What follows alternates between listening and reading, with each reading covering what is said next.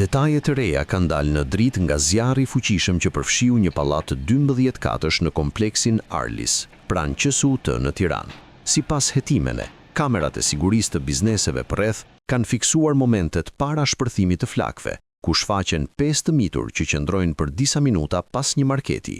2 prej tyre largohen duke mbajtur një objekt të dyshuar si letër dhe e hedhin mbi disa kuti kartoni jashtë ambienteve, përpara se të largohen nga vendi. Pak minuta më vonë, në të njëjtin vend shfaqet tym, i cili përhapet me shpejtësi dhe shndrohet në flak që kapin fasadën e pallatit, duke shkaktuar dëme të konsiderueshme materiale. Hetuesit dyshojnë se zjarri mund të jetë shkaktuar nga pakujdesia, ndërsa po verifikohen të gjitha rrethanat që quan në përhapjen e tij kaq të shpejt. Në lidhje me ngjarjen, policia ka arrestuar 4 persona: administratorin e kompleksit Agron Cara, inxhinierin Enver Ademi dhe administratorin e firmës së fasadës Altin Furtuna për shkelje të rregullave të mbrojtjes në punë, si dhe menaxheren e marketit Razie Sula për shkatrim prone nga pakujdesia dhe shkelje të rregullave në punë.